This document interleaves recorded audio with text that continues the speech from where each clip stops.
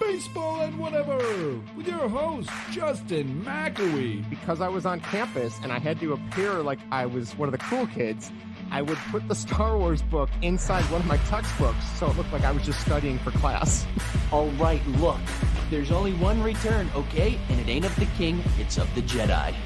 Vincent Francis Jankowitz aboard. I'm a glorified fact checker. Last I checked, the most runs in a game wins. Actually, I am a fact checker. And Greg Probst. If you look at most Bond fans movie rankings, they have Casino Royale and Majesties in their top two. For me, these actually rank in the bottom part of my list. I mean, I love them, but they don't compare to Diamond Dogs Forever. No, stop getting Bond wrong!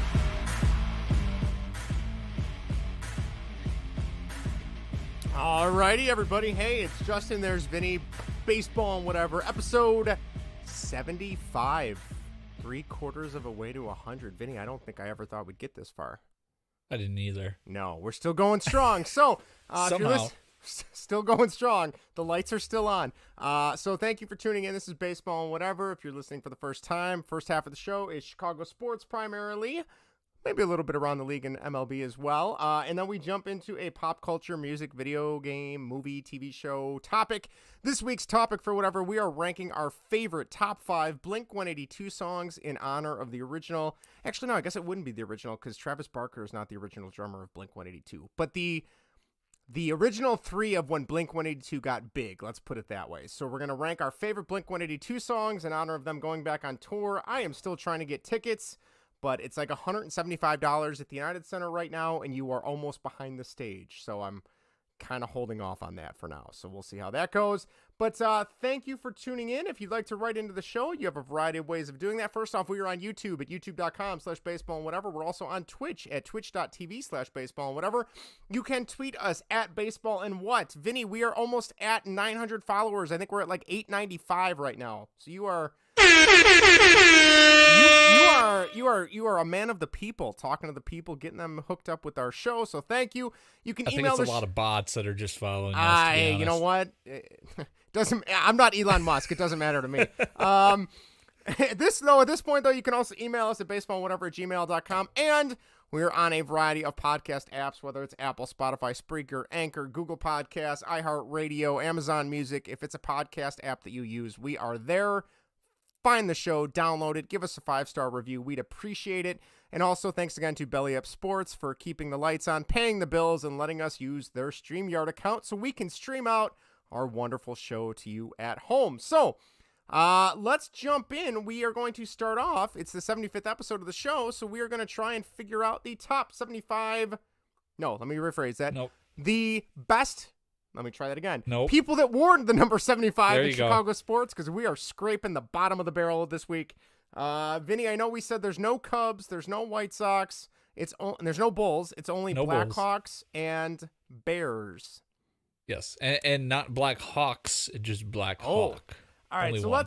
let's start with the Blackhawk. Can you give me a time frame of when this guy played? If you are any sort of a fan, you should be able to guess this one easily because this guy's been playing on the team since 2020. Number 75? Yeah. That's like not even a hockey number. All right, let me think here. I'm thinking. Still thinking. Initials are AR. Oh, this guy barely has played. Alec Regula.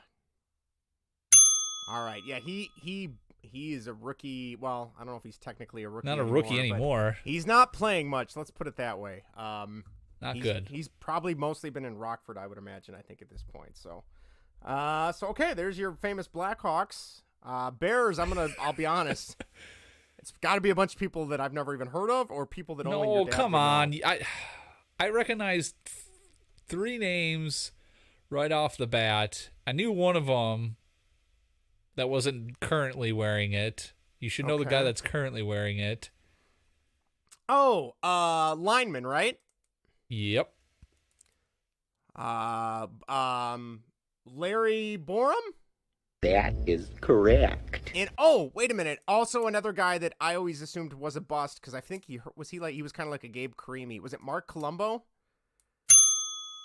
Good work. Right. Oh, other guy, Terry Long's son. Kyle Long. That is correct. That's all I got. I don't know any others. Just killing it, Justin. I know. That was very good. That was the three names that I thought of. So I blacked out there for a second. You sure did. All right. So other notable names. Kyle Long's the most famous of the bunch. Another one that Mark Colombo went on to play with the Dallas. He had a good career with the Dallas Cowboys. He didn't have a good Bears. career with the Bears, though, did he?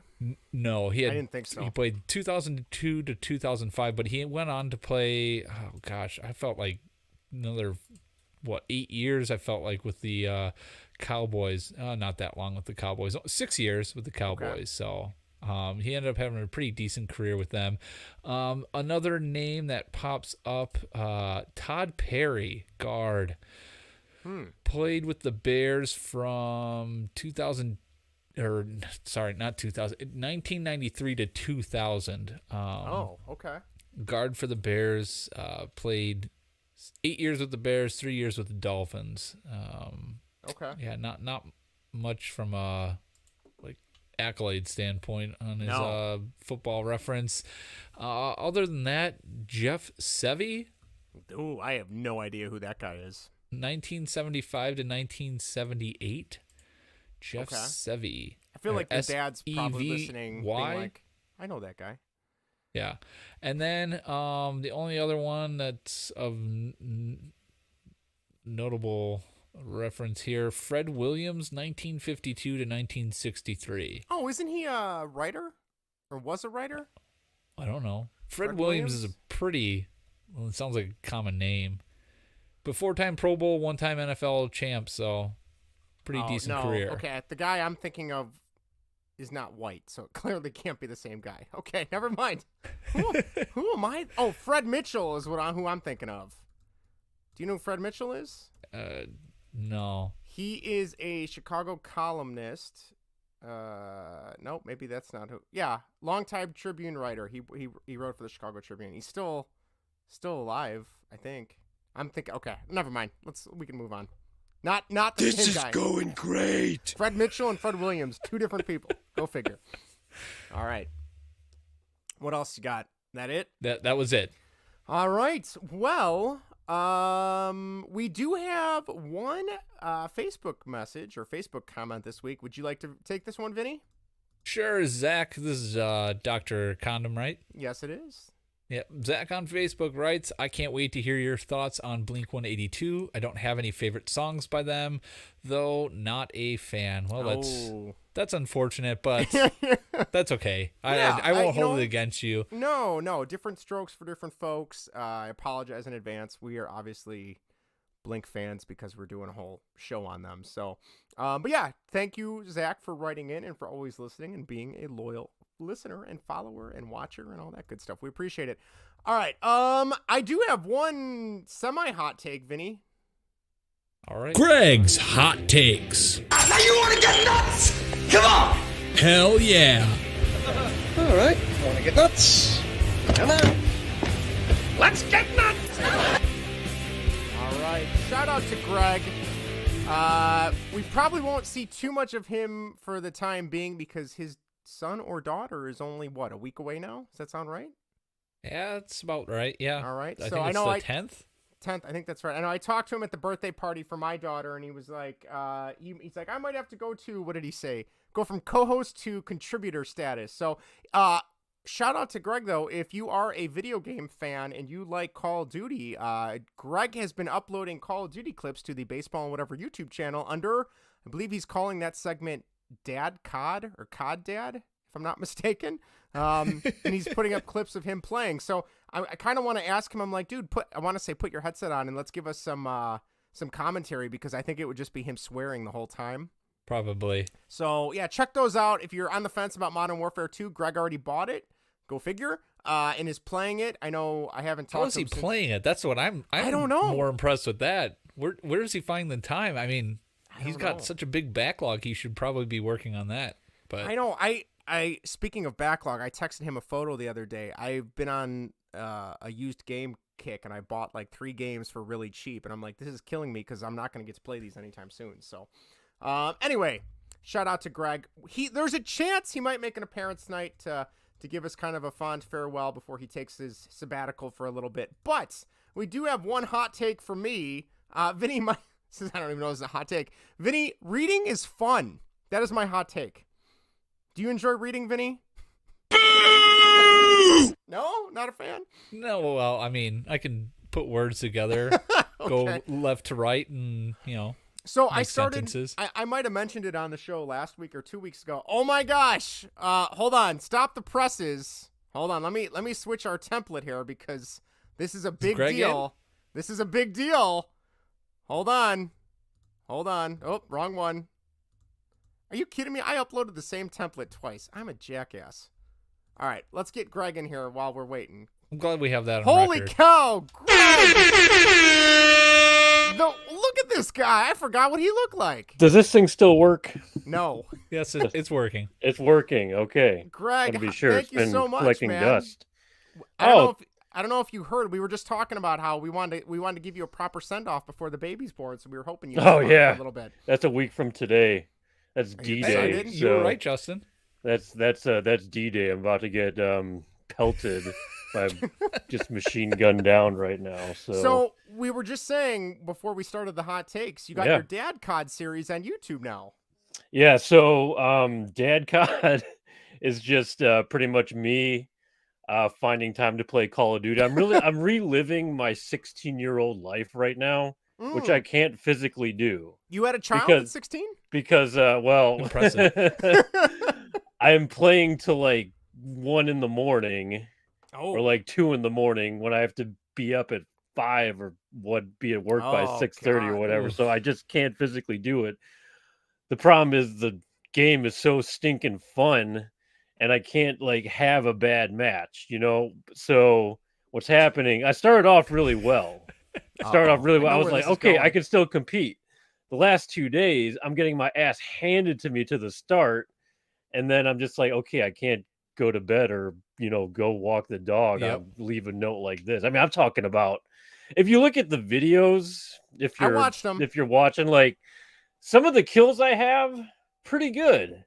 Some of the deaths I have, egregious. I have some of the marksman rifles. The guy's literally crouched in front of me, and I'm just like missing him. I'm aiming down sights, and I'm just like shooting at like the wall around him. So I'm like, what the hell am I doing? So but yeah, we're uploading. I'm uploading some videos of gameplay just for fun. No commentary. I was gonna say I want to hear you swearing as you get shot and killed. And okay, well maybe I'll change it out because I do swear and I get. I was so pissed yesterday. A couple of them. Is there a zombies mode in this year's game? No, Modern Warfare games don't have zombies. Okay. They have Spec Ops, if you remember, because Infinity War doesn't do zombies. That's I know. or Sledge. Friend of the show and Vinny's cousin, Mark and Melissa, I used to play the zombies game on the first Black Ops with them. Yeah. We would play it like after softball. And actually started with World at War, yes. if you remember. Yeah. We would play it after softball, I think, on like Friday nights when we played 16-inch, 14-inch softball. Yep. And there was a couple times I literally fell asleep with the headset on. Oh, that's terrifying. And I would wake up. The game would still be going. I'd be the only one. I'd be getting eaten by zombies the whole time, and everyone else was gone. And then I'd get a text like, "Hey, we heard you snoring into the microphone." That's amazing. That's awesome. God. Yeah. So you fall asleep during that. I thought you'd be. Yeah. That was you just get up and leave. Well, I was tired. I wanted to keep going for the sake of the team, and and you fell asleep on it. Like, oh shit! I fell asleep. Revive me. I'm dead. Was that one that zombies, the Black Ops one? Was that the one that took place in the old the White House or the Pentagon? That one had the White House one. JFK and Nixon running around. Okay. And McNamara and one other guy in there. Yep. And then it had the Nazi zombies mode too. Yeah. Well, I guess it was all Nazi zombies, but right. Yeah. Well, awesome. Well, again, thank you for uploading those. It's awesome to see you, Greg. If you have to leave at any time, feel free you can leave whenever. Don't feel like you have to stay. I know things are crazy. I still gotta walk the dog, shower, but I'll spend some time with you guys right fair now. enough. Well, so. good. Well, the hot take I was just getting to is that reading is fun. Greg, would you agree reading is fun? No, reading sucks. Okay, this is why it's There a we hot go. take. So I am like 3/4 of the way through Muggsy Bogues' autobiography. It is so good. He is such a cool Is dude. It is so good. Talks about when he was in Space Jam. Talked about when the Charlotte Hornets traded for him, because I forgot he was a Washington Bullet, which not even a team. Well, they're the Wizards now, but really good book. If you were into 90s basketball, highly recommend it. Seems like a really cool dude. And I did not realize how good of friends he was with Del Curry, who was a Hornet, who is Steph Curry's dad. So Okay. very cool. So Well, I have a follow-up hot take with that. sure. Okay. Are audiobooks the same as reading? Like, does that count? Yeah, I think so. I don't think that counts. I don't think so. You don't think that so? doesn't count Because no, people- reading is the actual act of doing, like putting Exactly. words together. Like and- you have to use your brain to do. You can't just listen. Like Okay, you're listening fair to enough. this that's podcast just like right listening now. to music. Well, the problem is exactly the problem is people are taking credit for it now. You know, I'm at Wait, work. what? Well, so for example, I'm at work. It's like, oh, I just read, because they have these book clubs and all this bullshit. Yeah, And yeah. they're like trying to get me to join. I'm like, no, thanks. If I have a spare moment, it's going to be Call of Duty, turning the brain off. So, but anyway, they're going to these book clubs are happening now, but everyone is just listening to the audio version. And I'm like, but they're saying I read it. I'm reading this book, but I'm listening to it. I'm like, that doesn't count. No, you have to read something. Like just right now, I read like the Unicorn Cat book to my kids. Like that's reading. And that book was like 20 pages too long. But They could have wrapped up the story in 5 pages. 21 pages? I read it. That's the point. I didn't listen to it. People said that I listened to it, so that means it's the same as reading. I'm like, no. That is you don't get credit. That's for an that. interesting take. I mean, that's I fine. would've- You can still discuss the book or whatever, but you cannot take credit for reading. Why listen Yeah. to an audiobook when you could listen to our podcast? That's the Exactly. real Listen to that question. crap. Listen to Yeah. this. Listen to this crap. this. All right. Well, I am dying to get Greg's take on baseball, but before we do that, we want to continue to thank our partner In the Clutch for joining up with us here on Baseball and Whatever. In the Clutch is an awesome sports apparel company known for their licensed MLB, Negro League, and MLS apparel, along with great shirts to rep your favorite retro hockey, baseball, and football teams. Head to intheclutch.com, pick out a shirt, and at your checkout, use promo code BASEBALLANDWHAT, all one word, and get 10% off your order. Once again, intheclutch.com, go to checkout with your shirt. Use promo code BASEBALLANDWHAT. You will get 10% off your order. So, thanks again to the folks over at In the Clutch. Vinny, let's do some baseball. Baseball. Welcome back to Major League Baseball. Sort of. Taking a look at Chicago's two favorite teams and other happenings around the MLB. All right. Vinny, I don't know about you, but I kind of just want to open the gates. Greg, Pedro Grifol is your new manager. He is, yeah. Thoughts, excitement. What do you think? So I don't know. This is where I'm at right now. This is where I'm at. So for me, it's impossible to love this. Oh. It's impossible to hate this because I just don't know. I mean, for me, it's going to be with Pedro Grifol, and I'll get to the White Sox just in a second, but it's just going to have to be what I see on the field. I mean, this point that where I am with this team is that I just need to see games won and like baseball being played properly, because they don't play baseball. That's the issue I'm having right now. Is like this is so right now I just see some ugly ass dude in a press conference that's saying this guy's going to be the manager, and he's saying all this bullshit I don't care about because I don't see games being won. So that's where I'm at with that. Do I hate it? No. Do I love it? Hopefully I do. But right now it's just like, okay, it's just a body right there. There's just a body wearing a White Sox uniform. I noticed you have your City Connect hat on right now. Southside. Yeah. Are you back? It's my new painting hat. Okay, well that might answer the question. I was going to say, are you back on board with being a White Sox fan again? I know you kind of had to. Well, I guess I always have to be a White Sox fan, but no, I'm not. I need to see. And I'll get to this in a second, but I need to see more with the roster. Like me, this is a roster This is a roster thing for me because this is what we have right now. I was talking about this at work today. This team is just full, or this team was full of just first basemen and DHs. That's true. All down the freaking lineup. And it's despicable. It was just absolutely despicable how the season ended, where it went. I mean, these guys are just complete bums.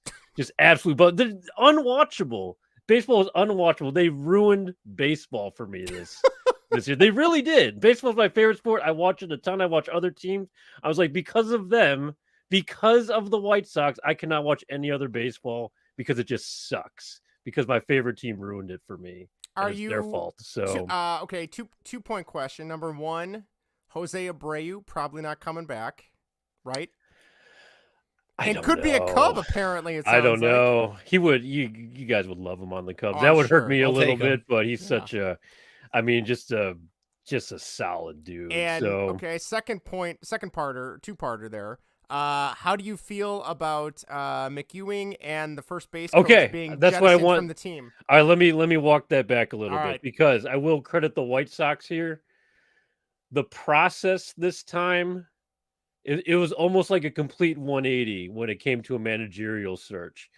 Supposedly they interviewed several candidates, if you believe the boobs on Twitter, but they actually hired a guy that they didn't even really know before the interview. Like it wasn't just like the royal family in England, just going down the freaking line in this BS monarchy.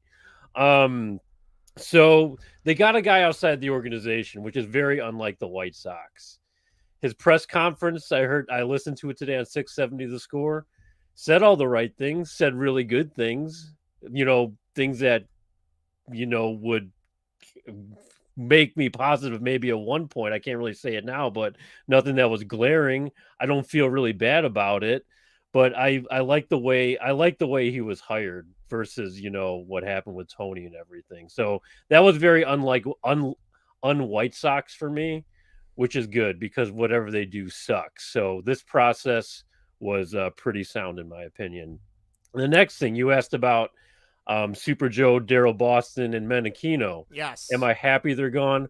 Oh my God, am I happy they're gone? That's almost better than that's like on the same level of Tony, going away or whatever, because those guys suck. Joe McEwing needed to go a long time ago. I don't even know. I don't even tell you what he does for the team except wave guys home that make it home, that just can't run. That just can't run. They're told not to hustle, and here's Joe McEwing flapping his arms saying, go, go, go, go, boom, boom, boom. I'm just like, okay, so there's a break in philosophy right there. It's a shitty philosophy, but he's not on the same page. Daryl Boston, player's guy. Yeah. He's loved in the clubhouse, but what the hell does he do? Takes a shit in the men's room and coaches first base. That's about it. He's got the little stopwatch. That's about all he does. Yeah, he's timing the thing for that. I don't even know if he's doing that properly. He just keeps man, that guy was fast. Zero. He just keeps clearing it over and over again. Frank Menachino, that guy, that is awesome that he's gone because it's tough. Hitting coach is tough, I know, but I mean, come on, the whole singles thing. Yeah. We know that's kind of his philosophy. That's kind of Tony's jam right there. This kind of old school mentality when it comes to a hitting approach. There's just no business for that. And he clearly wasn't clicking with the guys. I'm not necessarily saying he's a bad hitting coach or doesn't know what he's doing, but it just wasn't. I don't think he was just getting through to our team particularly. So it might just be a bad fit for him. But that really needed to happen. And that's very unlike White Sox too. I mean, they have fired coaches in the past, but I mean, these are kind of like your 3 higher ranking coaches, if you will, and they've kind of been around a little bit longer, at least with McEwing in Boston.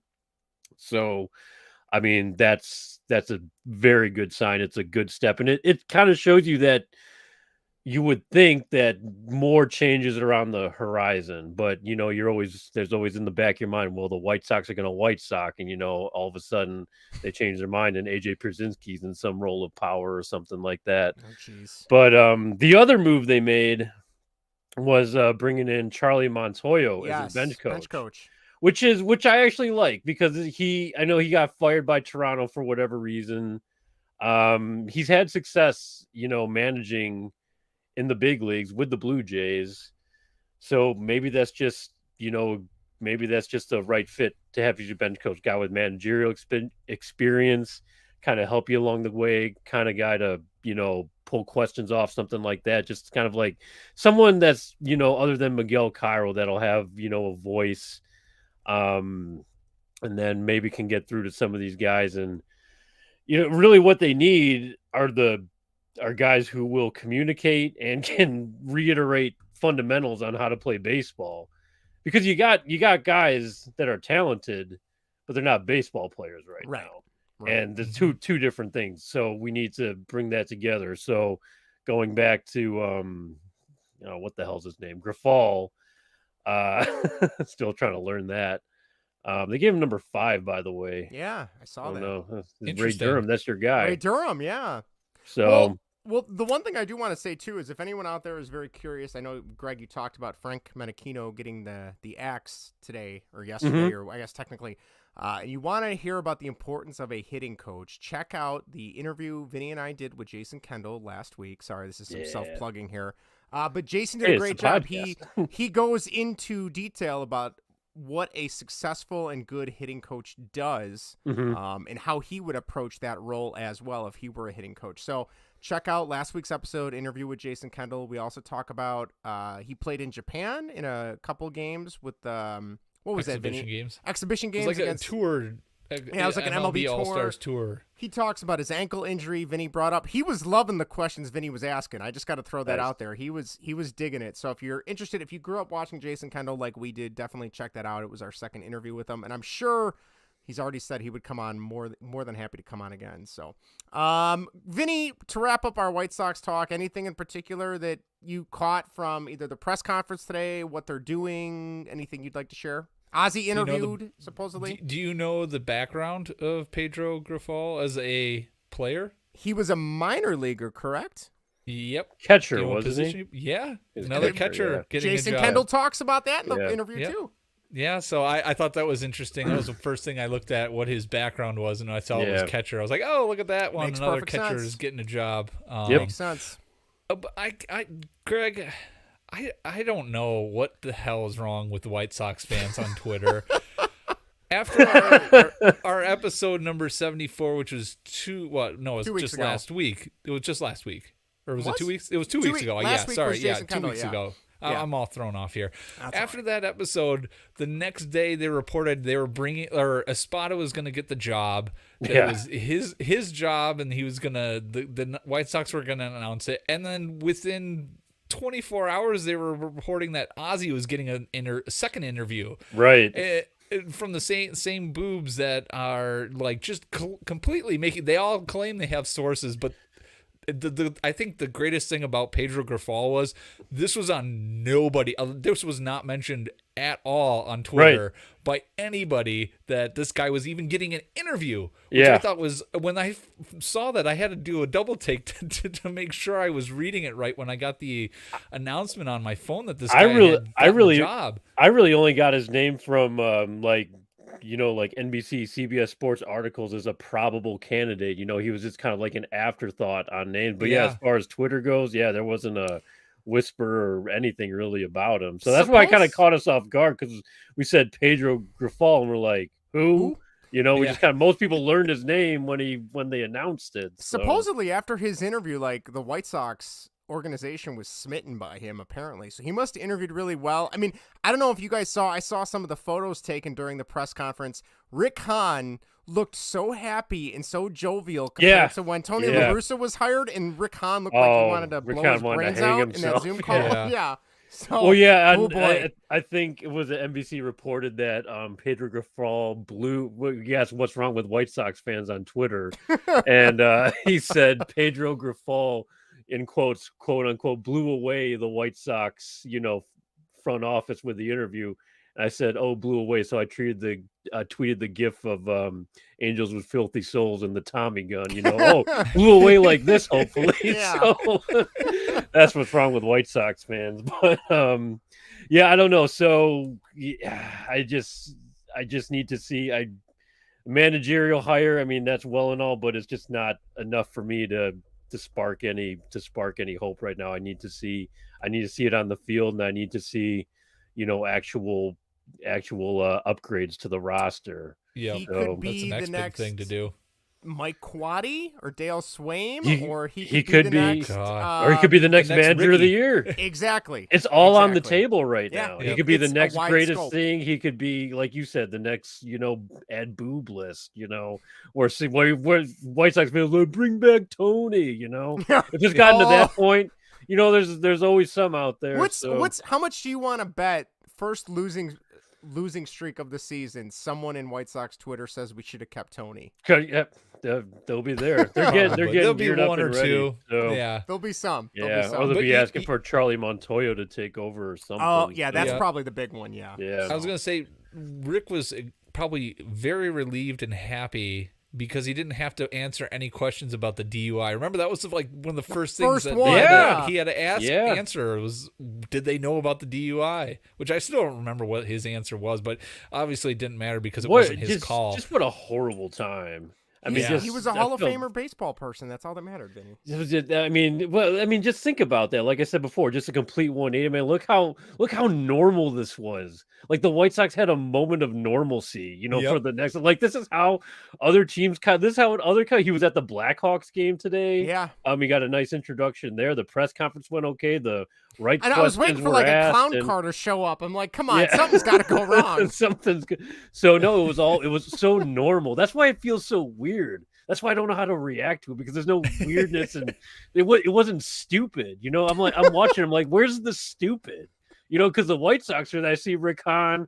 There's Jerry. There's Kenny. I'm like, what? When's the stupid stuff gonna start happening? And it was all very normal. I'm just like, I don't know what to do with myself. So what do I do with my hands? What do I do? Yeah, what do I do? So, well, Greg, I wish you the best of luck with your White Sox fandom, and I hope it goes don't. well This is going to be a ride. I mean, this is going to be interesting. You know what though? I feel like that unknown is kind of exciting as a baseball fan, because I feel like that's kind of where I was the second half of the Cubs season. Was I knew they weren't going to make the playoffs, but like that unknown of, man, some of these players coming up look really good. Yeah. Whereas like the White Sox fans now have something that's Grifol is an unknown entity in terms of being an actual manager. So it's kind of exciting. It could go great.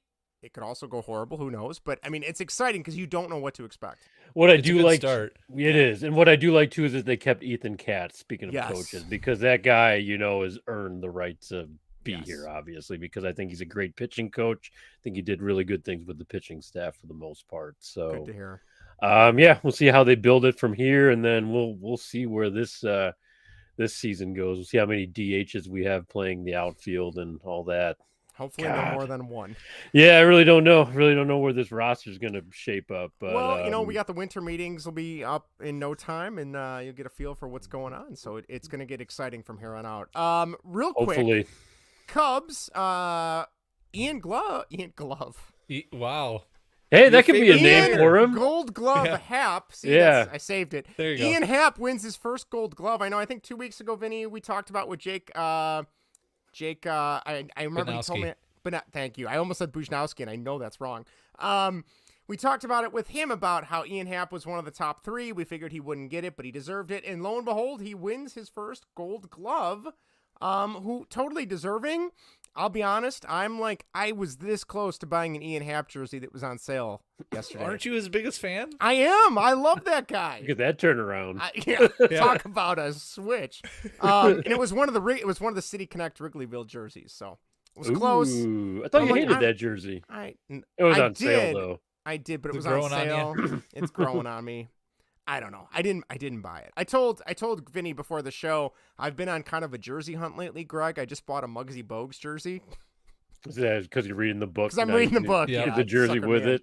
Yeah, the jersey came with I'll take the jersey. You can keep the book. But I'm excited for Ian Happ. Like I've talked about in the past, I wasn't a big fan of him, but he's turned it around. It's working. I hope they extend this guy. I know he did a video on YouTube, I think for Cubs, or was it for, it might have been for ESPN. I don't remember what it was for, but just him talking about like he gets the importance of the fans and he appreciates them, and could be a load of crap. Maybe it's just good PR. I don't know, but he seems like a genuine dude. I really hope they extend him. To have him and Seiya Suzuki playing the corner outfield positions for a while would be awesome. But who knows? So there you go. Vinny, really quick, Cub fan, Rizzo or Abreu? I'll take Abreu. At this point, with Matt Merton Mervis down in the minors, batting left-handed, I think Jose Abreu makes more sense to have that right-left platoon. Yeah. I think Abreu would be a good mentor to Mervis to see if he actually, hopefully, can be that power-hitting first baseman that they're looking for in the system, because he really took off this year.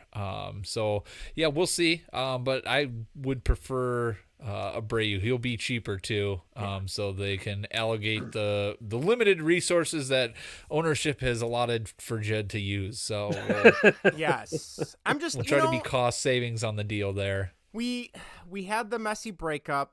Time has passed. Why do we need to reopen all those wounds? Let's let bygones be bygones. His back is going to act up halfway or maybe a quarter through the season.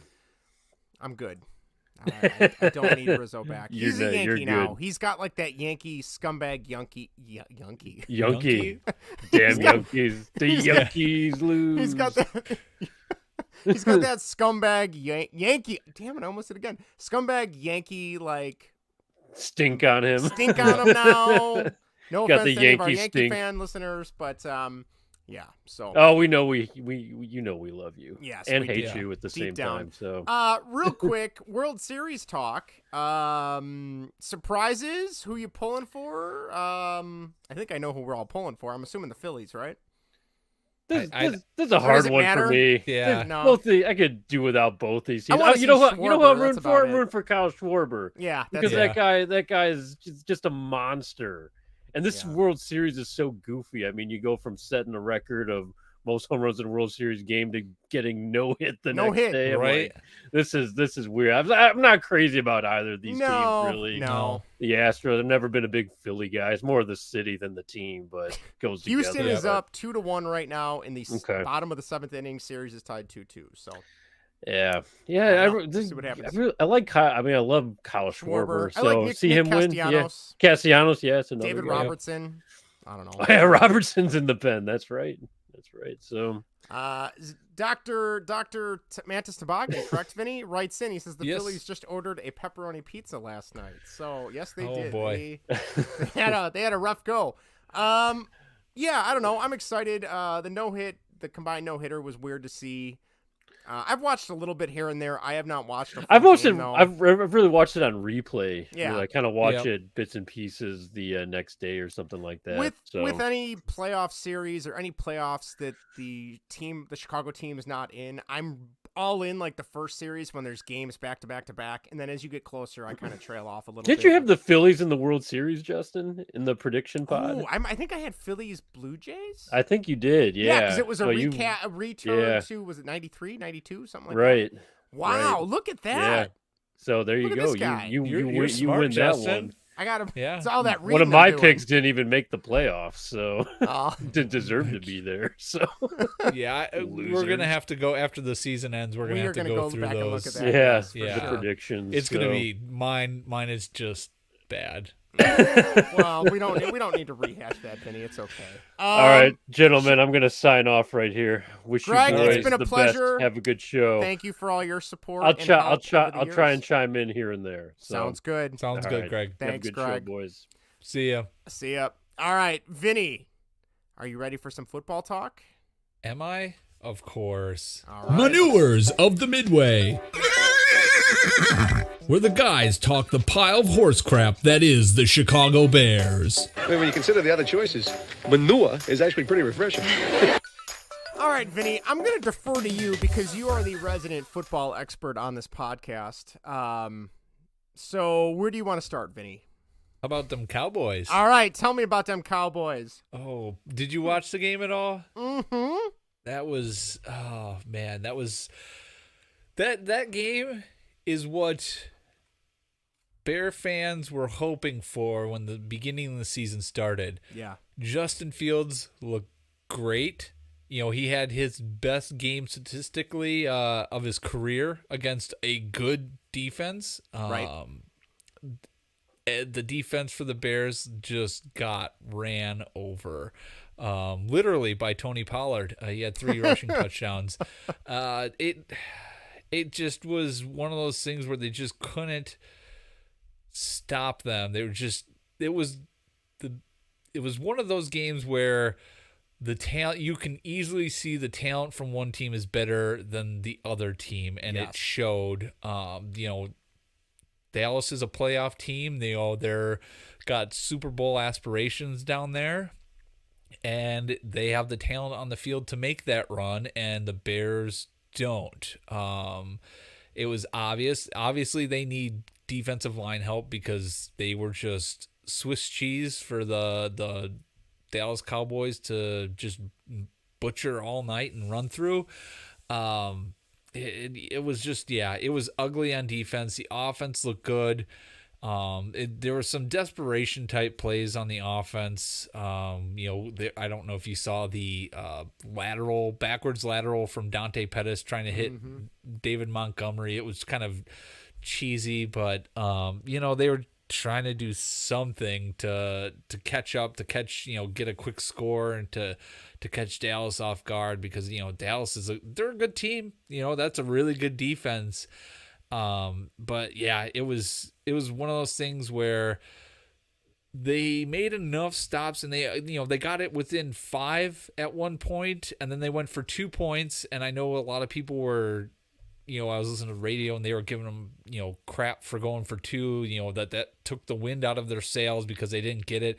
But at the same time, if they do get it, that kind of probably puts more wind in the sails, because they were down 14-0. Right. But before, you would blink at the beginning of the game, you blinked and it was 14-0. You're like, what the hell happened? And to get it within 5 was impressive. And if they would have gotten within a field goal, 1-score game, come on. I think that would have been a bigger momentum swing than them not making the 2-point conversion or, kicking the field goal. I think the bigger momentum would have been from that. Kicking a field goal, I don't think would have done that much. Maybe it would have. I don't know. I was fine with them going for 2 there. I mean, it was an act of desperation, but at the same time, they couldn't, they had a hard time stopping them. I know they made second half adjustments because they did slow them down a bit there in the second half. But then, it was after they missed the 2-point conversion, it was kind of okay, that was our last chance there. Now we're not going to be able to. But I don't think kicking a field goal would have really done that much either. We would have put them in within 4. It's still a 2-score game. So it was definitely one of those games where you can see the talent deficiency between the two teams. Yes. I was fine with it. The offense looked okay. Justin Fields looked great. Justin Fields was incredible. Yep, he just really needs to avoid getting hurt. Yes. Keep him on the field. Keep him safe. Yep, and he's still taking a lot of hard hits. I know his touchdown run, I don't know if you saw that, it was a thing of beauty. I mean, he just glided around everybody, and it was perfect. It was like somebody playing a game of Madden. You know what I mean? Exactly, and that's something we've never seen from the quarterback play as Bear fans. Not a chance in hell. It's so refreshing to see. So that game went, they scored more points than I thought they were going to. I had them picked for 10 to 30. It was going to be a blowout. That was not what I expected. No. So I was glad to see that they put up as many points as they did, and Justin Fields looked as good as he did. So everything came out okay out of that game. Justin Fields progressed again. 2 good games in a row. He's starting to stack games back to back, which is good to see. That progression there. They lost, so that helps their draft pick. Yeah, I think, and Justin Fields came out of the game with no injuries. So, win all around. I was shocked. I had that game on, and at halftime, I was like, maybe I'll change it. And the offense was just giving me enough to keep me interested, because you didn't know. I was so excited to just see what Justin Fields was going to do or come up with, or audible or scramble or whatever. Yep. Defense, oh boy. But Well, that kind of can lead us to our next point. So the defense this week, two big pieces. Robert Quinn is gone. He was gone in the Cowboys game. Yes, he was. I'm sorry. Thank you. Roquan Smith is gone. And we have they're kind of shipping out defensive guys to bring in picks and also big wide receiver acquisition, which I was kind of surprised. I know a lot of people weren't too happy with that trade because of the second round pick that they gave up. I believe it was the Bears pick, not the Ravens second round pick. Correct. So I don't know, but I'm kind of excited. What was your take on the trade deadline this week? What a fantastic trade deadline for the NFL. It was great. And nothing ever happens usually. No, it's maybe one or two trades, if that. I don't know why. Maybe it's because there's the extra team getting in so that everybody's got a chance. I mean, the Bears are in the playoff at 3-5, which is insane. Yeah, if you would have told me that at the beginning of the season, 8 games in the season, they'd still be in the playoff hunt, I'd be like, probably not. What are you smoking? Yeah, exactly. But they are. So we'll see. Getting rid of Roquan Smith, it was a smart trade. Yes. I mean, he wanted $20 million a year.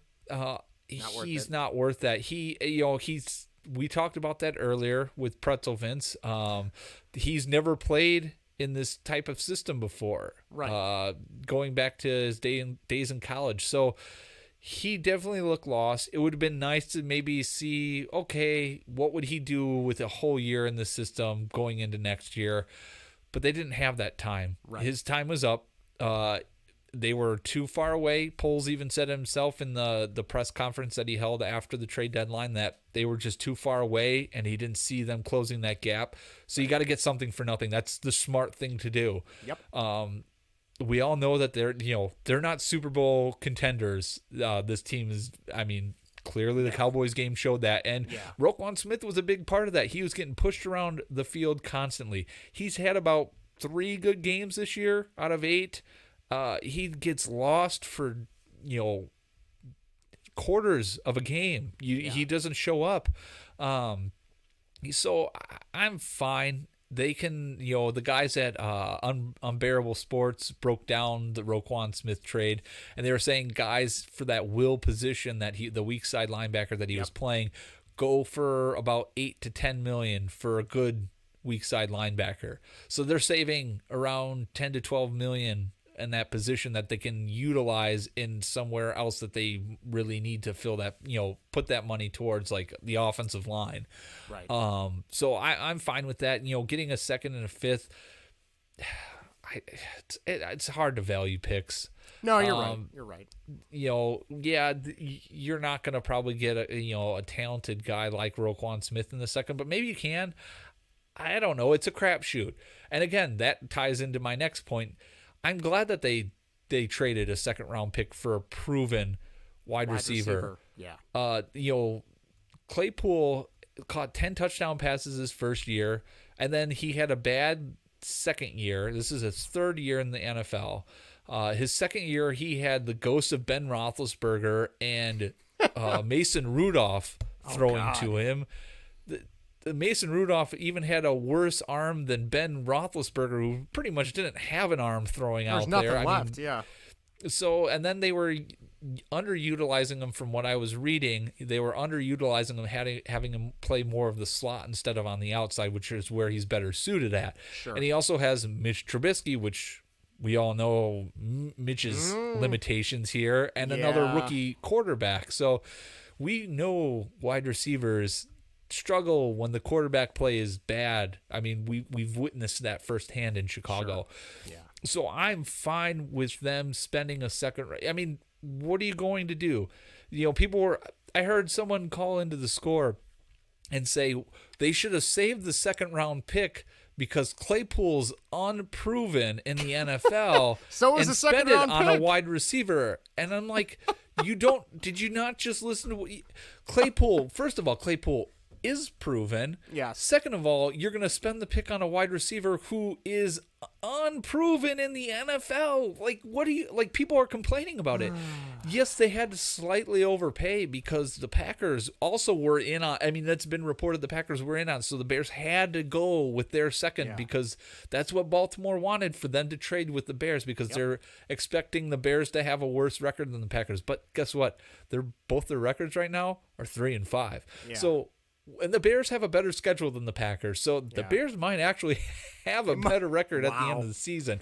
We could see. Maybe that does happen. I don't know. The Packers, they're looking bad right now. I can't speak for what their record's going to be, but I'm assuming they have a harder schedule and they don't look good right now. No, it's been kind of fun to see them fall apart as a Bears fan. It's been bad. But, to get back to Claypool, it's going to be exciting to see what he's going to do. I'm really liking the wide receiver group they got right now with, bringing him in. It's kind of like when you get that closer or that, back end of the bullpen guy and it shifts everybody into the order they need to be in. That's exactly what's happening here with the Bears. It's putting everybody in their right spot. Darnell Mooney doesn't have to be that, wide receiver, the guy that's going to go up and get it. Obviously, he's not that. He's kind of shown that. Yeah. But he's going to be like the 1A to the 1B. Those are going to be the two top targets probably. But then you got guys like Byron Pringle who hasn't had a lot of time. He's been injured. N'Keal Harry just got back. I'm really excited to see. He's caught a couple touchdown passes, or I think one or two maybe touchdown passes. I know he caught one in the Dallas game. I thought he had one, or he had a couple big catches in the New England game. Okay. I'm excited to see what he's going to do moving forward too. And so I think it's a great move. I know there was another move out there that the Jacksonville Jaguars traded for Calvin Ridley. Yep. And a lot of people were, well, why didn't the Bears go after him? Well, here's the thing: Calvin Ridley's not playing this year. No.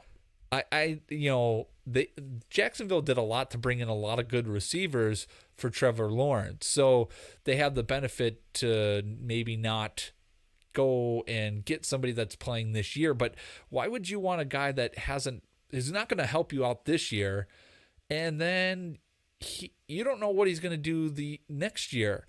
And he's a guy that has been dinged up in his career. He hasn't. I think 2021 might have been his first full season, or maybe 2020, but he's been dinged up quite a bit with some soft tissue injuries. If I remember correctly, I know that happened early on in his career, and I know he might have had his third season. He might have had a full season of games, 2020 or 2021. But I'm fine with them spending on a receiver that's going to be here for 9 games this year and all of next year. And he's going to have all that time to work with Fields to get acclimated, to kind of build that rapport. So, yeah, I'm all for that pick. And yeah, to the people that are upset, I don't get it, because they're the same people that are like, well, Poles didn't do anything this offseason to help Fields. Well, here's something he's doing something right now. He's doing something now, yeah. And the wide receiver class, and another caller I heard on the score would say, well, the Bears have all this cap space and they should just, go out and get a wide receiver in free agency. It's not very deep, right? No, it's not. And I don't have the wide receiver free agents for the NFL, but here we go. Here's from Spot Track, the top wide receivers. Let's see here. Nelson Aguilar, Sterling Shepard, DJ Chark, Randall Cobb, Marvin Jones. Does say Julio Jones, but he's Alan Lazard, old. I think. Yep, Alan Lazard, Juju Byron Smith-Schuster, Pringle, Jacoby Myers. He's been kind of flashing this year. He'd be somebody. Juju Smith-Schuster, AJ Green. I mean, it's not. You're not a number one guy out there. So nobody jumps out on the page. Yeah. No, Marquise Goodwin. He was here, and he's old.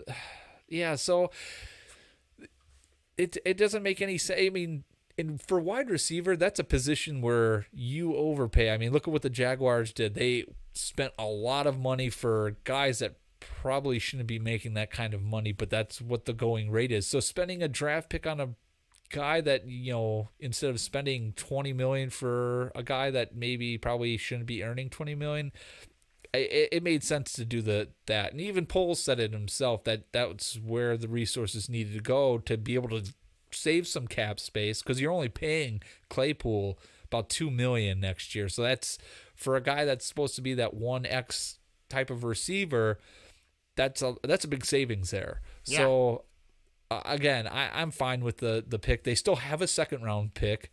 They may move back in the first round depending on where they end up. That's still a possibility to recoup more picks. So there's still a lot to be said and done that's not written in stone yet for this upcoming draft that people are upset about. So we'll see. I like the moves that they made. So yeah, long answer for your that was question. a great all-encompassing response. I guess before we move on to whatever, you got any picks for this week in terms of the Bears game? They are playing Miami in Chicago. Okay. I'm going to say the Bears pull out the victory. Wow. They're going to win. Really? Yeah, they're going to win 27-21. Wow. Okay. I'm going to That's what I'm go. going with. I think the Dolphins are going to steamroll them. I'm going to go Dolphins 35, Bears 21. Okay, I'm going to write this one down. 35-21. What did I say? 27-21. Yeah, I'm worried. I get why they're moving the defensive players. I get why they moved Roquan and Robert Quinn, but I just don't know if they're going to have enough to hold it down. Granted, like you said, Roquan was getting pushed around a lot in that last game. So, we have Zach writes in the chat, Dolphins 28, Bears 3. Wow. I'm thinking Justin Fields is going to keep them in it. It's just a matter of, it's going to be a track meet. Who can keep going? Yeah.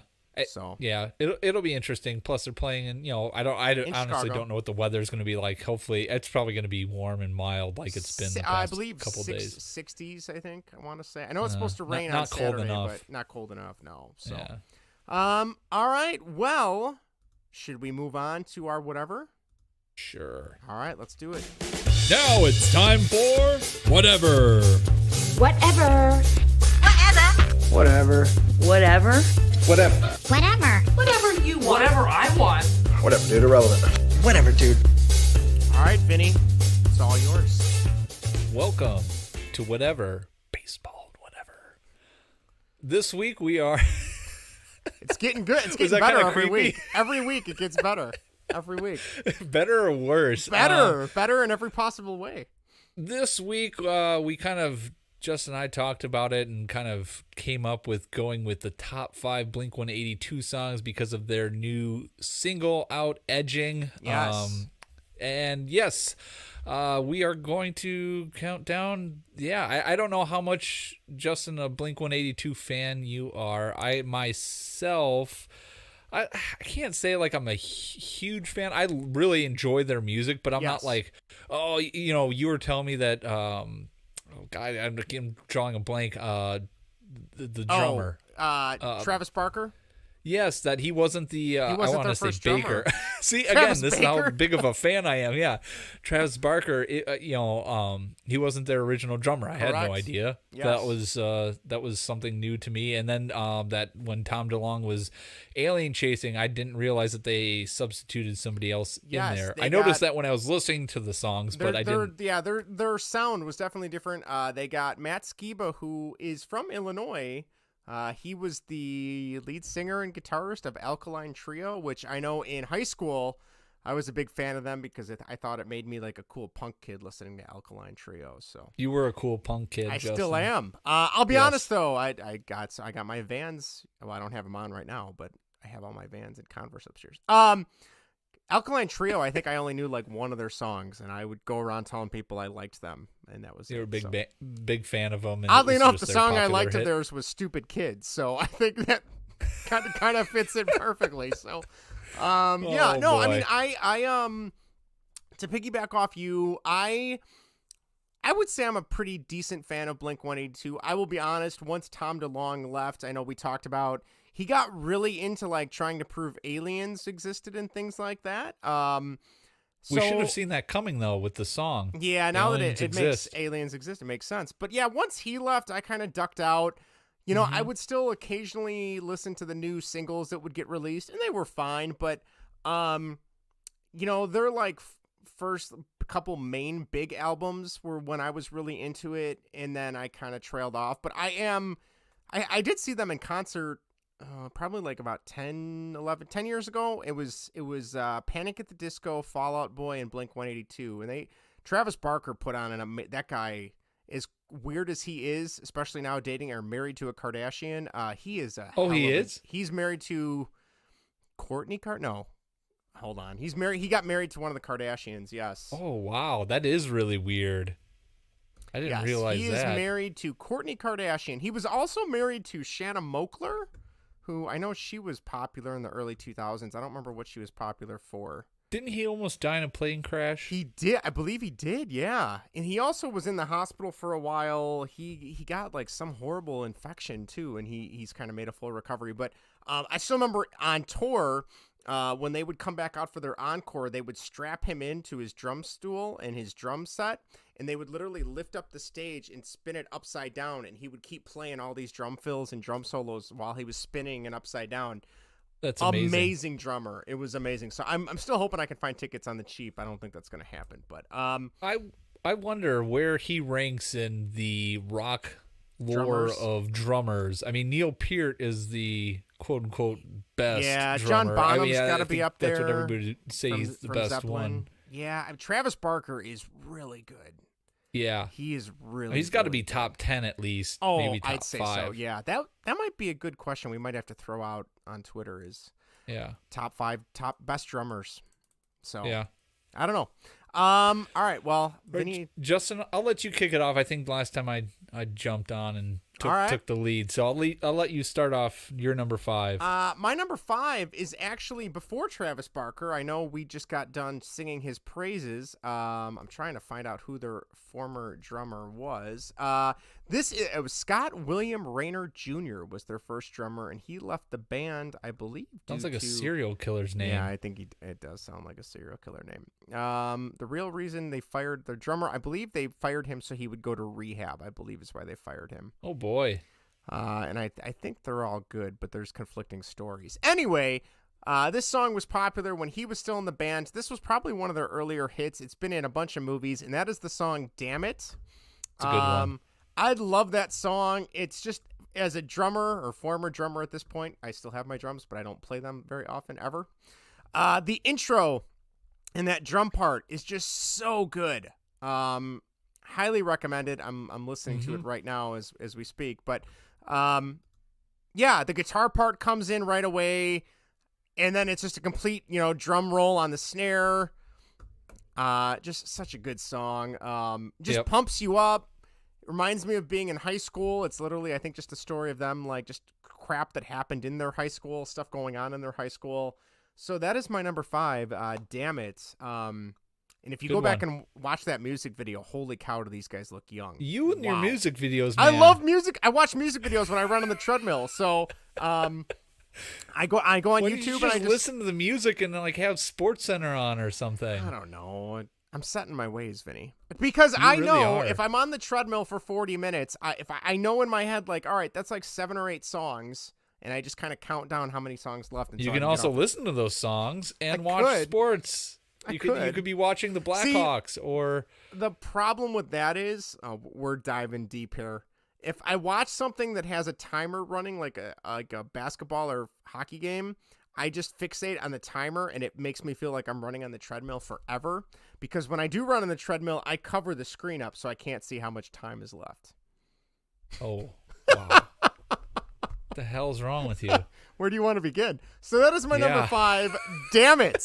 Let's move on. That's a good one. That almost made my number 5, although I had to change it out. This one actually is from their album Neighborhoods. So this one I heard just recently, and so I put it on here. I kind of like the musical aspect of it. It's called MH418 2011. Oh, it's kind of got a Food Fighters vibe to it. Okay, and that's kind of why I put it there, just because it was different, a lot, more than their other stuff from their earlier CDs, like Enema of the State and Take Off Your, Jacket and Pants, or did I get that right? But yeah, so. Right. The song, it just got a very Food Fighter-ish vibe. Even the drums, it kind of reminds me of Dave Grohl on the drums, which, he's another fantastic. Another great drummer. Yep, sure. Another great drummer up there. But yeah, so number 5, MH418 2011. So I'd be curious, because I know you're a Foo Fighters fan, and I know Greg is. Too bad Greg's not here. To have him listen to it. But yeah, I liked it just because it kind of was different from all their other stuff. I'm trying to find it right now. MH4 2011? Is that what it's called? And I think I wrote it down right. All right, I can't find it. I'll listen to it later. But yeah, that sounds pretty good. And that is the one cool thing, is I feel like Blink-182 in particular. Yes, we talked about their newer stuff before Tom DeLonge came back, was a little bit different, but I feel like they have a very wide range of spectrum of where they can go with things, and that leads me into my number 4 song, actually. Very different, literally got the stand-up bass in this song as opposed to the bass guitar, and that is I Miss You. Do you remember that song, Vinnie? Yes, I do know that I love that song. It's very different than the rest of their stuff. Very, very mellow.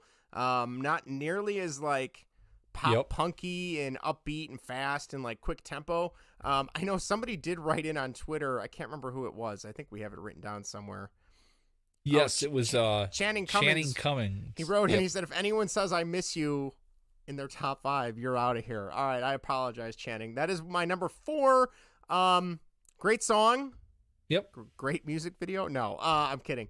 Does it have a music video? Of course it does. Of course. Okay, I was gonna say it was popular. It was popular. Yeah, I love the bass, the stand-up bass, kind of working in the orchestral sounds a little bit. Tom DeLonge does a really good job on that song with his vocals.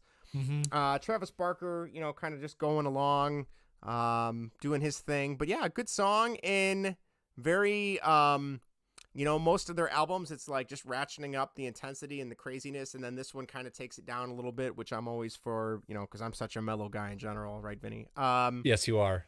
Always. So that is my number 4, I Miss You. Good one. That one, I did enjoy that one. I'll have to say it's not on my top 5. Okay. So okay. I'm not out of here like you. But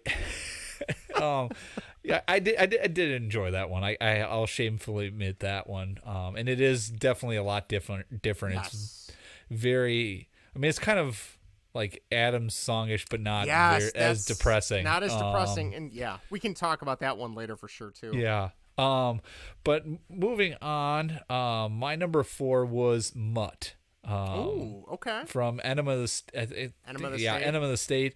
I really enjoyed that one. The lyrics to that song, it's pretty much like everybody in high school knew of a couple that was just in like that type of relationship. The girl was looking for somebody better, and the guy was only in it just to have some sex and stuff like that. And the music in it's great too. It was also featured in American Pie. Yes. The original. That's another reason why I like it, when he's running back and forth to the house. I forgot they're in that movie altogether. and they're in that movie. Yeah, that's the scene they're in too. When they're live streaming. Before live streaming was a real thing with the webcam. So they were so ahead of the curve there. Right. But yeah, I like that song. It's just a good song. It's kind of upbeaty, bouncy and stuff like that. And yeah, good song. Very nice. Very nice. Yeah, I do. I'm listening to it right now. I do miss that. And I did find that MH4 song. That has a definite harder rock Foo Fighters vibe. I like that. I'll have to throw that into my regular rotation. Yeah, that song, Mutt. That is such a great song. I think you nailed it with the lyrics. And God, I totally forgot they're in American Pie. Yeah. And they're God, man, they were ahead of the curve with the live streaming thing. All right. My number 3, right? We on 3? Yes, we are. My number 3, this is from Take Off Your Pants and Jacket. This is a great song. And that is Reckless Abandon. I don't know if you've heard that song, Vinny. Yep. I believe that is another Tom DeLonge song. I feel like I like Mark Hoppus a lot, but I feel like a lot of Tom DeLonge songs are the ones that I kind of. He's got a very distinct voice. Yes, he does. It's like Tim Armstrong. Yeah. It's Rancid. very. I don't even know how else to say it, to be honest. I would say it's kind of whiny-ish. Yeah. But it's not.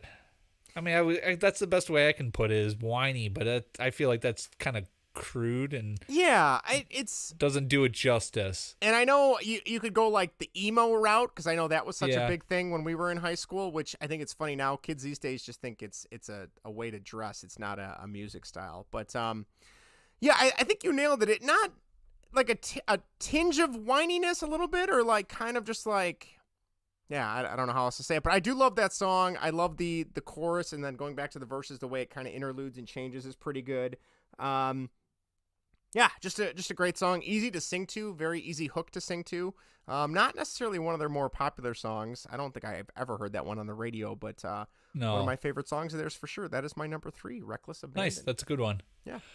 My number 3 is the song that got me liking Blink-182, and that is "What's My Age Again." Oh yeah. I didn't want to put this one on here just because it's so popular. Yeah. But yeah, it was the song that got me hooked on them. It's just a great, just adolescent song. It is. Calling his girlfriend's mom and on a saying your payphone, no husband's less. in jail. Yeah.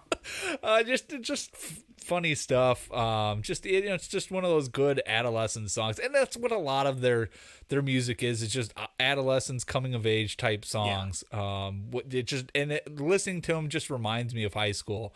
That's one of the reasons why I like them. It's good nostalgia there. And that's just one of the songs. And although I remember listening to that riding to the bus to like 4th or 5th grade, I think was what grade I was in when that came out, and my buddy Chris David had that CD, and so we listened to it, spilling earbuds, listening to the song, like listening to that entire CD and that song, and it was just great. That was my number 3 is "What's My Age Again."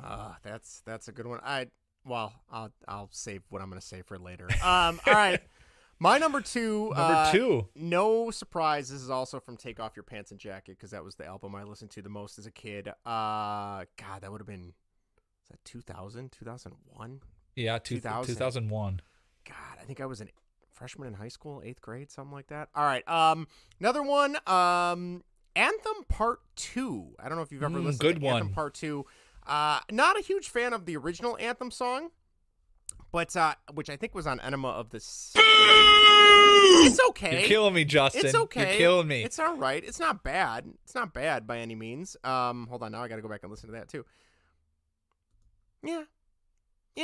Anthem original Anthem's okay, but I feel like Anthem Part 2 has just got a cooler vibe to it. I love how it's just kind of talking about, granted this was, 2001, and they're talking about how everything's falling to pieces, and oh God, the next 22 years, I don't know, there weren't, in terms of society, right? There was, maybe the tech aspect got better, but societal changes, oh boy, I don't know about that one, but, and again, Tom DeLonge singing most of it again, kind of got that little whiny tinge to his voice, which I love. And I love the guitar part. I love the bass line. It's just a good song. And it's just one that if I hear it, I'll definitely let it play through if I'm still listening to my iPod in my car. So it's a good song. Good song. I'm not gonna poo-poo it. That's a good pick. Thank you.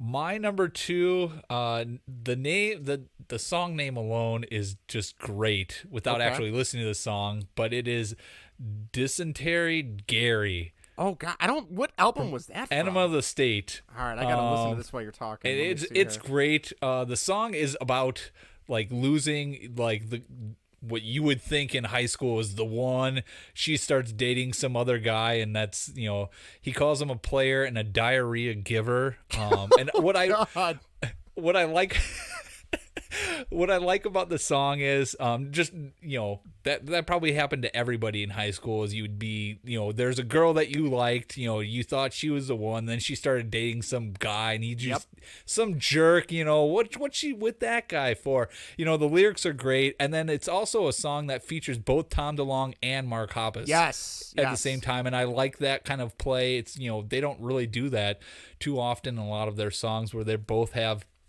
the vocals in it, they share it. Right.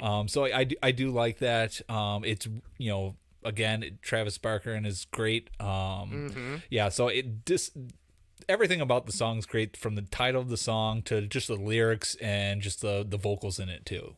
Yeah. Okay, I can get on board with that. Justin, I can definitely get on board with that. My number one, this is probably is the cliche answer, but my number one is just What's My Age Again. I love Other breaking news. Water. Wet. Yes. I did try to kind of space out and do some more deep cuts in this list. But number one, I still remember hearing What's My Age Again for the first time in, I don't know why I had this thing with music in years, but I want to say it was like 98 maybe? 99, 98. And I remember thinking, when the album came out, or when the single came out, I guess. I don't know. When did the album come out? The album came out in, that was like 2000, or not 2000, 99. 99? Was it that late? Enema of the State was June 1st, 99. But I want to say the single started dropping in at least 98, I think. Probably, it could have been. That could have been. I don't know. Maybe it was early 99. I don't know. But the album, it says, according to iTunes, it was June 99. But this is so silly, and I still think of this every time I hear this song. Is I just remember them talking about What's My Age Again? I'm 23, and in 6th grade thinking, oh my gosh, 23 is so old. Right? Oh man, it's gonna take forever for me to be 23. And then I got to 23 and I'm like, this is so cool. The song that I listened to as a kid, I'm finally 23. And now being 35, I'm like, oh fuck, I got old. Like, what happened? Right? And then I look and see how old the guys from Blink-182 really are, and I'm like, okay, well, I'm not that old yet. I'm okay for a little while longer. But not yet. Thanks, Vinnie. It's gonna go in a blink of an eye. Love that song. That video, as silly as it is, I just remember seeing that for the first time and thinking that was the stupidest, dumbest, funniest video of them running around naked. I was going to say, was that the one where they're naked? They're naked and they got like the pixelation and then they're just playing their guitars and stuff. But I love that song. Like you said, when you mentioned it, calling the girlfriend's mom and, saying these horrible things and your husband's in jail, the state looks down on sodomy, I believe. Yeah, What's My Age Again? My friends don't get me, stuff like that. But yeah, I love that song, and I know that's like the most cliche number one pick, but that is my number one with a bullet. Other breaking news. Water. Wet. Justin and cliches. Didn't see that one coming. Yeah, didn't see that one coming. No, that's a good pick. Yeah, and it's, like I said, I probably could have made it a argument for that to be my number one too. Sure. Yep, agree with everything you said. I just remember them, I think there was like MTV Music Awards that year after that song came out, that they went in and they played that song there and they did it naked. They came out and they came out from like the back. They walked into the stage, like through the aisles and stuff, and they were naked. Oh God, they have no shame. I remember that, but no, no just shame something whatsoever. that stuck on my head during that time, just because that song was just so great. My number one is a song that you poo-pooed just recently. I know where my this is number going. one is Anthem. I think that is a really good song. Travis Barker and it is phenomenal.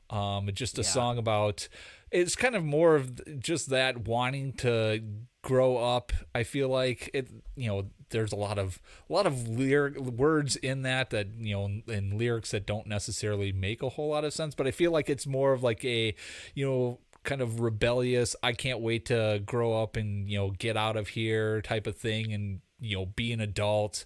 I guess anthem for the adolescents. So that's why I like it, and I just think that song really just drives and rocks. Like I said, Travis Barker on that song so good, is phenomenal. So Anthem is my number one. Do you want to do well, that is a great pick. Anthem is a good song. I would just argue Anthem Part 2 the sequel is better. I think Anthem Part 2 is more. It's a different type of song. It's cleaner. Like Anthem isn't necessarily the cleanest song, and I know listening to it because like Travis Barker and he does a hell of a job keeping the rhythm on that song because it kind of gets off rhythm at certain parts of that song and kind of comes back together in the the refrain of the song. But yeah, the Anthem Part 2 I think is just kind of more of a straight through, cleaner, not so chaotic at times like Anthem is. Yes. So I can understand that. I'll be honest, I remember when I was still playing the drums on a regular basis, I remember I would occasionally try and like download and print out some of the drum tabs for like Blink-182 songs. Yeah. Oh my God. Like the stuff he does, and I know some stuff has to have a double bass pedal, double bass drum. Oh yeah, for sure. I could not make heads or tails. Like I could read it and I knew what you had to do, but my hands and legs could not do those things. Right. Without like needing another pair of hands and legs to do those things. So yeah, that was a horrible explanation, but yes, that's exactly what I was trying to say. Before we go on to people that wrote in, do you want to do honorable mentions? Do you sure, have any you can honorable go mentions? first. All right. Yeah, I have a couple. Of course. This is kind of where I tried to stick a lot of the more popular songs. All the Small Things. As a kid, I would have had that be my number one song. Yep. But now, I'm just so tired of it. Anytime I probably hear it on the radio, I probably change the station now because I'm like, I listened to that song so much growing up. Yep. But still honorable mention because it is a great song. Mm-hmm. You're gonna rag on me. The music video was great because at the time it was making fun of the Backstreet Boys video, and I think a Britney Spears video. There was some Backstreet Boys song, I can't remember which one, where they're like coming off their own personal plane, and there's all these fans. Yep, I remember that. And it was them. They were doing these weird dances, and they had like weird fake teeth in and looking like morons and stuff. Not that someone who has fake teeth is a moron. That's not what I mean. But like they were just looking silly. Looking silly. Thank you, Vinny. Thank you for saving me from myself. But yeah, great song, but I can't listen to it anymore because it's even now, like 20 years later, it's on the radio a lot still. You know? But so that's one honorable mention. Couple other hits, Feeling This and The Rock Show. I like both those, but they're definitely not my not main ones. And then two songs that maybe don't get as much play or weren't really popular as singles is Story of a Lonely Guy. Have you ever heard that song? Yes. That's a great song. Love that one. And Man Overboard. I liked that song a lot too. Oh yeah, I like that song too. Song. I had that down my honorable mentions. So those were my honorables. Good. Adam's song ones. is good, but I feel like I have to be in a certain mindset to listen to Adam's song because if you start listening to the lyrics, oh man, that can wreck your day. It's dark. It's dark. Yep. It's dark. It's really very good musically. Yes. Like that is a very, I want to say pretty song. I think that's just like the music in it. Yeah, I mean, it's got the piano in it. It's I don't know if it's got but. I digress. It's a very well musically done song, but the lyrics, man, that'll bring you down. It's. I think that's very telling about Blink-182 in general. Is you can have these goofy songs about like the girl in high school that you have a crush on, and then you go from that to Adam's song about like depression and suicide and all these really dark things. And they do it really well. Like they really can play. That sounds bad, but the musical version of it is done and that's well. the thing though. Like Adam's song is the song that's right after Dysentery Gary. Yes, and that whole song about Dysentery Gary is about losing the one, and girls are a drag, and then it goes into a song that talks about ending your life, and it's just like. It's just like kind of it's just interesting how those songs kind of did they do that on purpose or is that something that even an Adam song, I think one of the lyrics that gets me all the time is like I think it's like please tell mom this is not her fault, and I'm like wow, and like you said, I didn't even realize Dysentery Gary was before that because at this point I was just downloading music off of LimeWire and Kazaa. Napster, I was on the very tail end of Napster, but to go from like this goofy song, like you literally called Dysentery Gary, I think of Oregon Trail every time I hear dysentery, and then to go to Adam's song, that had to be like an artistic choice, I would think. If it wasn't, then that's one hell of a random choice, but Yeah, that was the only other one honorable mention. But like I said, I can't, if I'm just driving to work and that comes on, I love that song, but I'm probably not going to listen to it on the drive to work because it's just kind of, it's going to be kind of a downer for the first couple hours of your day if you think about the lyrics. So that's my honorable mentions there. What about any others for you? That's a good list. Yeah, I had Obvious, Down.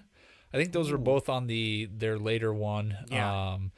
Time, which was on one of their first two, I think it was on Buddha.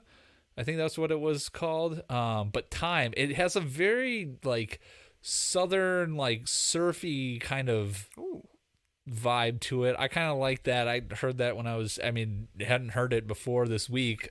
So I kind of came upon that one. So I like that one. Damn It was on my list.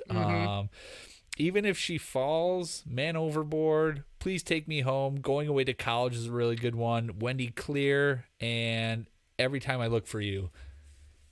I'm listening to Time right now. That has definitely got like a surf vibe to it. Yeah, I thought it was really interesting. I almost want to say like it sounds kind of ska-ish without the like the horns. The horns, yeah. Yeah. Bit, so. Yeah, and probably had that original vibe to it. I like it. Yeah. All right. Who do you want to start here with the? You can. Do you want to start? You can just.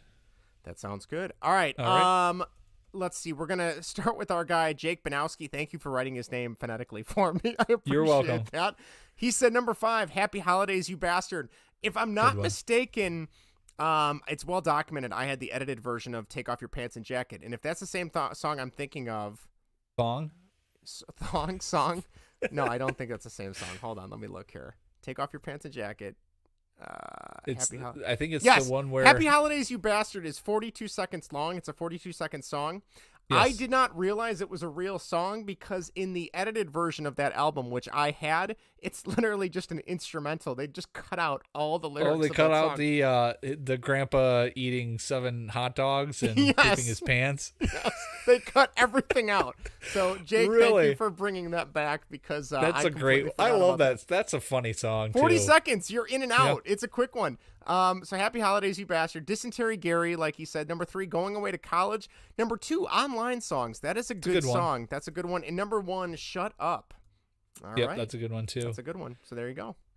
Jennifer wrote in, and she wrote in Feeling This. Yep, and I think that was on your. Yeah, that was honorable mention. Yeah, that was a good song. Very like the melody of that is just so up and down the way it goes back and forth. It's not very static isn't the right word, but it's not typical. It kind of goes all over the place. Yep. Brian, your friend Brian, wrote in and said, I know it's cliche, and I don't even consider myself a huge Blink-182 fan, so nothing gets me more pumped up than All the Small Things, still one of the best songs of the 90s. And that's why it's probably still on the radio today. It still is, yes. Remind me, we got to give your sister some shit when you read her top 5 here. Okay. Erica writes in, and she writes Edging, the new song? The new song, yes. As number 5? Yes. This is why I said we have to give her some crap here. I like it. It's good. But it's not top 5 of all time. I asked her, I'm like, wait, why is this number 5? She goes, I couldn't think of any other Blink-182 songs. I'm like, come on. Well, I think she had some of their albums. Or maybe one she of them. did. She had. That's where I got them from. Yeah. With Enema of the State and Take Off Your Shirt and Pants. Or Pants and Jacket, yeah. Yeah, pants, yeah. Whatever it is. Well, I burned them from her, so I didn't actually write down the title of the CD. I just wrote Blink-182, so that's all I knew it as. Fair enough. But yeah, I mean, both those CDs are probably you can make a top 10 list, and they would probably be solid for most people's top 10 list. Yeah, Edging, it's fine. It's okay. I don't know. I wouldn't even have that as an honorable mention. No, neither it's would okay. I. Neither would I. The Rock Show. Good song. All the Small Things. Aliens Exist. What's My Age Again? A lot of popular ones there. I got to go back and listen to Aliens Exist again. I haven't heard that in a long time. So yeah, and I still can't believe that. Edging. Yeah, really? I'm like, come on, Erica, really? Like, Okay. Dig deep there. Come on. Yeah, and she Do was. better. We were literally sitting on the ground playing with Maddie tonight before the show, and she's got her phone up to her ear like this, and I'm like, "What are you doing?" She's like, "I'm listening to Blink 182 songs so I can make my list." So I'm like, so she had access to all these songs, and she still kept edging. And hold on, isn't this the person that got upset with other kids that were at the Blink 182? Was that Blink 182? This was the Blink 182 concert where she almost fought a bunch of teeny boppers because they were making out in front of her. Shame on you. You should be able to be rattling this off because you were watching this before the little teeny boppers were. Oh, Vinny, I know were you even born. You lived with her for 20-something years, but I've never seen her more mad in my life. Oh. She was on a. The fact that she went to get security, pointed them out, and then got mad at security when they didn't kick them out of the section. She was, I believe her exact words were, "You weren't even fucking born when they were popular. Get the hell out of my way so I can see the band I paid money for." Oh, man. And she started kicking their chairs so that they would move. So that's embarrassing. We were only dating. We weren't even engaged yet. But you had ample time to run, Justin. The hell were you thinking? I don't know what to say there. Oh God, Melissa's listening and watching right now, and she says, "What about the time we were at the Disney World at Magic Kingdom and some kid was throwing stuff at a duck? She got really mad and yelled at the kid, and then yelled at the parent for having the kid throw stuff at a duck." Well, I forgot about that. That's a little. The kid's her. I know how she is. Loves her She's animals. like yes. one step below PETA. She's like Sarah McLachlan on those commercials. Yes, she is. It's like, oh shit, change the channel. I don't want to be depressed. Yeah. But yeah, that one I can kind of stand behind is, don't have your kid abuse an animal, but I'm sure she took that probably to the next. She was level. If I'm not mistaken, it was along the lines of, "Don't do that. Don't throw stuff at an animal." And then the mom said, "My son can do whatever he wants," and then that's all she had to hear. Oh boy. Yeah, it was good. And then I'm just like, Mickey, where are you? Right? Donald Duck? Donald Duck, I need help. Put some pants on and get over here. Right. Melissa said, "Damn it, all the small things, and what's my age again?" And when she texted me this last time, she said, what's my age again is the reason she cried on her 23rd birthday because she was then 23. So. Okay. Yeah, deep thinker, that Melissa. Yeah, there you go. All right. Tony writes in. Do we know Tony? Yes, Tony is a friend of mine. All right, big Tony. Blink-182, big concert guy. Yep. Awesome. All right, Tony writes in Story of a Lonely Guy for the win. So that must be his favorite. Good one. So yes. I'd say close second as a Warped Tour alumni. What? Do you remember Warped Tour, Vinny? No, I don't. It was like a big summer tour that a lot of the punk pop or punk rock bands would go on. Okay. Yeah. The Rock Show was his second song. Favorite. It's a good song. Good song. Yep. And then, like I said, Channing wrote in earlier and said, "If anyone has I Miss You, you're out of here." So I am sorry I let Channing down in that regard. You let everybody down a little bit. I do. It wouldn't be the first time. It won't be the last time. No. So we did it. Another showdown. It felt good to get back in the saddle. It was great to have Greg join us for a little bit before the baby comes and he rides off into the sunset. Never see him again. Yeah, I can barely handle one child. I don't know how you guys do it with two, Vinny, and I don't know how Greg's going to do it with three. Two's not as bad as going from 0 to 1 is a huge change. Yes. Going from 1 to 2 isn't that bad. Yeah. Now going from 2 to 3, I have no idea. I can't, I think at that point it's not necessarily it's crowd control at that point.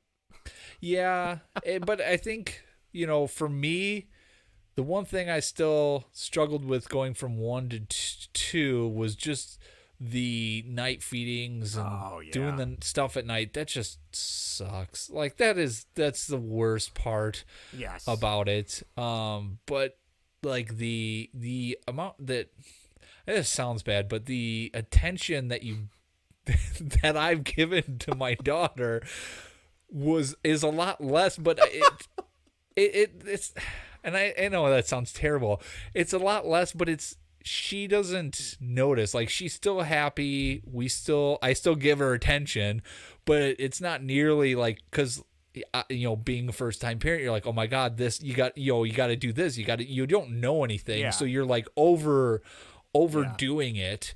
Whereas like the next one comes and like, oh yeah, they're okay. Like you hear a little cry, you kind of just stand there for a little bit. You don't go running over right away to like see, like you would with your first one. Yeah. You kind of sit there and go, okay, crying stop, they're okay. Like, and then you keep doing what you're doing, and then like you don't need to be like, oh, I got to entertain them 24/7. Because they can entertain with the other one then, right? Yeah, well that, and then it's play. You learn to play on your own. We used to play on our own. You don't need an adult there to play with the rattle. That's what you're supposed to be doing. That's why you have the rattle. So yeah, going from 1 to 2 is easier than going from 0 to 1, because 1, you know more. Yes. 2, like you said, they also have somebody to play with as well. So although my son is starting to be like, I don't want her to play with me. Have her leave me alone. And she just comes walking on over to go play with them. Although, sometimes she's sweet and sometimes she hits him across the face. Well, we're not to talk this into like parenting corner, but I'm just starting. I don't know if Eric is on board with it yet, but like when Maddie cries now, after we try and put her down 2 or 3 times, it's like, all right, Daddy loves you. I'm going to bed. You're going to be a big girl and go to bed. And then like she'll cry for like 10, 15 minutes and then she lays down and goes to bed. So like I feel like that's where we're headed. And now it's convincing Erica that's the way to go. We have to let her cry a little bit, but because you can only rock her so many times. Then as soon as you put her in the crib, her head hits the crib and she's wide awake again. So yep. All right. Happens. Well, before we end the show, I should say, if you are a baseball fan, again, please go listen to our second interview with Jason Kendall. It came out last week. It should be the previous episode in the feed or on YouTube if you're listening. I believe it's special edition podcast interview. Jason Kendall returns. We talked about the 98 home run chase. He has a great story with Sammy Sosa and playing exhibition games in Japan with him. He talks about hitting coaches, the shift, Shohei Ohtani, what else am I missing? Steroids, and who he thinks the best home runner and best hitter of all time is. Great stuff. Why catchers are such good managers, which we know, obviously, the White Sox just hired a former catcher today. So check that out. Again, you can find us on YouTube, youtube.com/baseball and whatever, twitch.tv/baseball and whatever. You can tweet at us at baseball and what. You can find us on Instagram at baseball and whatever, but I don't think we really use that too often. Nope. Facebook.com/baseball and whatever. The text line, voicemail line. Jake texted in earlier today, so thank you. It's 1-913-808-3278. That number again is 1-913-808-BART. Perfect timing. I think that's it. We'll be back next week. Vinny, you got anything else? That is it. Yeah. I don't know what we want to do for next week's episode. Ooh, we'll figure out something. Glucose chimes in at the buzzer. Great episode. Glucose, thank you. You are a great listener. Other breaking news. Water.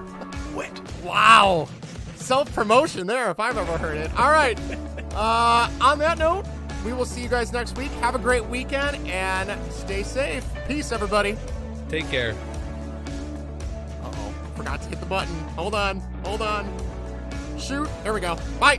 This is going great.